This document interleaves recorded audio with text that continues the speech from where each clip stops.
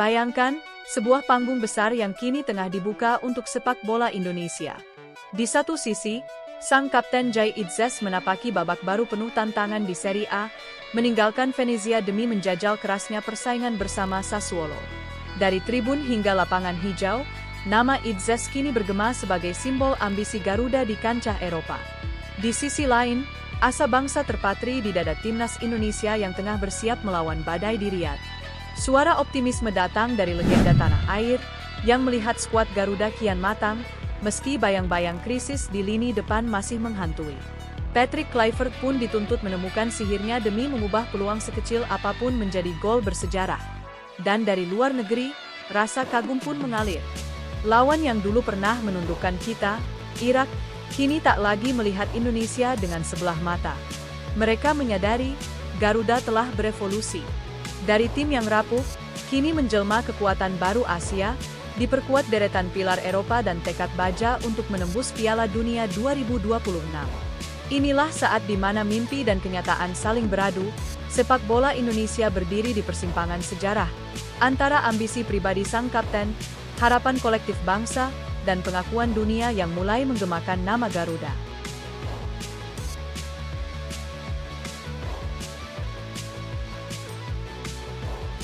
Bek sekaligus kapten timnas Indonesia, Jay Itzes, kini tengah membuka lembaran baru dalam karir sepak bolanya. Ia resmi bergabung dengan Sassuolo, tim promosi Serie A musim 2025-2026. Transfer ini terjadi setelah Sassuolo menebus Jay dari Venezia dengan biaya sekitar 8 juta euro atau setara 156,9 miliar rupiah. Kesepakatan itu jadi bagian dari paket ganda bersama Vali Chande, bek asal Guinea-Bissau, dengan total nilai mencapai 11-12 juta euro. Sejak berseragam Venezia pada musim 2023-2024, Jay tampil impresif. Dalam kurun 2 musim, ia sudah mengoleksi 66 penampilan dan menyumbang 5 gol di Serie B, Serie A, serta ajang Coppa Italia. Direktur olahraga Venezia, Filippo Antonelli juga sempat buka suara terkait hengkangnya sang kapten. Jika sang pemain bersedia dan situasi keuangannya tepat, saya bersedia melanjutkan kesepakatan ini. Baik Nicolosi Caviglia maupun Itzes telah menyatakan keinginan mereka untuk pergi. Saya tidak terkejut karena ada ambisi pribadi dan ketenaran, jelas Antonelli. Itzes telah bersama kami cukup lama. Sassuolo telah mengajukan tawaran yang signifikan kepada kami dan kepadanya. Keinginannya adalah bermain di Serie A, lanjutnya, dikutip dari Sassuolo News.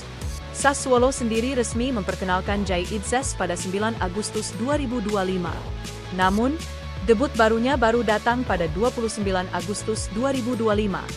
Di laga pertama kontra Napoli, ia memang hanya duduk di bangku cadangan saat timnya kalah 0-2. Tapi setelah itu, Jay langsung dipercaya tampil starter dalam 3 pertandingan beruntun. Ia tampil penuh ketika Sassuolo kalah tipis 2-3 dari Cremonese, lalu membawa timnya menang 1-0 atas Lazio.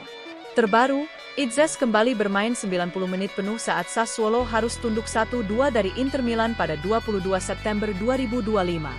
Total, Jay Itzes sudah mengoleksi 270 menit bermain di awal musim Serie A bersama Nero Verdi, dan diprediksi akan terus jadi pilihan utama di jantung pertahanan tim arahan Fabio Grosso. Di sisi lain, Joko Malis Mustafa memberikan pandangan optimis terkait peluang timnas Indonesia bersinar di fase keempat kualifikasi Piala Dunia 2026.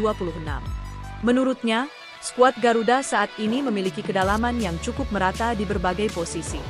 Kondisi tersebut diyakini akan memberi keleluasaan bagi Patrick Kluivert dalam menentukan taktik terbaik menghadapi Arab Saudi dan Irak di Stadion King Abdullah Sport City, Riyadh, pada 8 dan 11 Oktober mendatang. Dari 2 uji coba melawan Chinese Taipei dan Lebanon lalu, saya amati komposisi skuad timnas Indonesia sangat lengkap. Jika Patrick Kluivert tak salah menurunkan pemain, saya yakin timnas Indonesia bisa menandingi Arab Saudi dan Irak, katanya.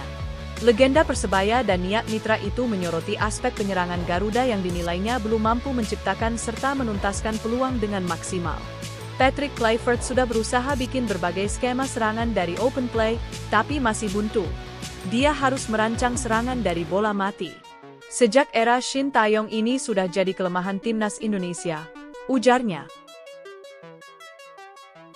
Lebih lanjut, Joko menilai permainan Indonesia di Riyadh nanti sebaiknya tidak terlalu condong pada satu gaya. Baik bermain bertahan penuh maupun tampil terlalu agresif, keduanya dianggap berisiko. Lebih baik bermain normal saja. Tapi timnas Indonesia harus punya pakem bagaimana bertahan maupun menyerang, ungkap Joko Malis.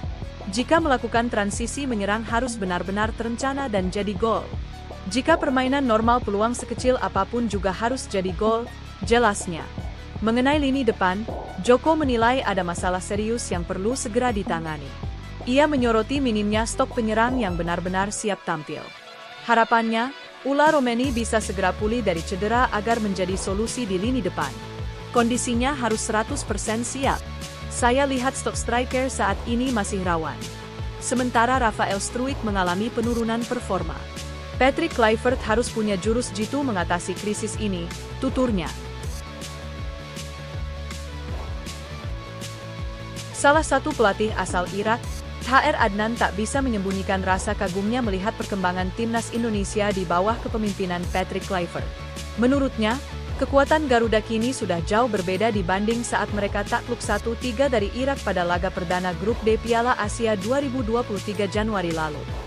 Irak sendiri berada di Grup B putaran keempat kualifikasi Piala Dunia 2026 zona Asia, bersama Indonesia dan tuan rumah Arab Saudi.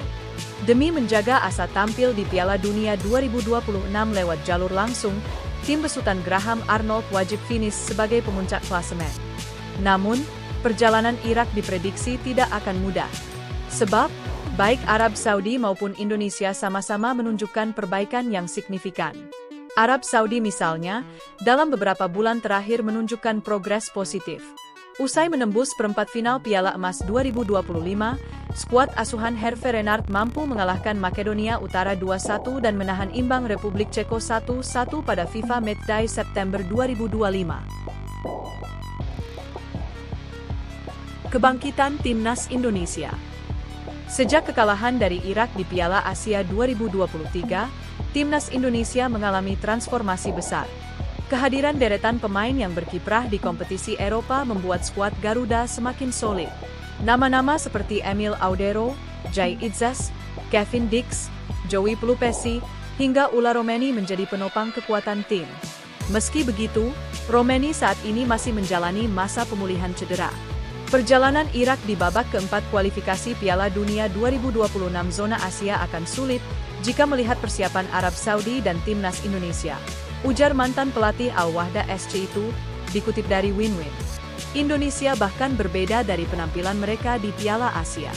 Timnas Indonesia berkembang pesat di bawah asuhan pelatih asal Belanda, Patrick Kluivert. Ia telah mengubah tim secara signifikan, lanjut Thaer Adnan. Kini, dengan sudah berada di tahap akhir, Indonesia dituntut untuk tampil penuh konsentrasi. Kesempatan menuju Piala Dunia 2026 harus dimanfaatkan sebaik mungkin.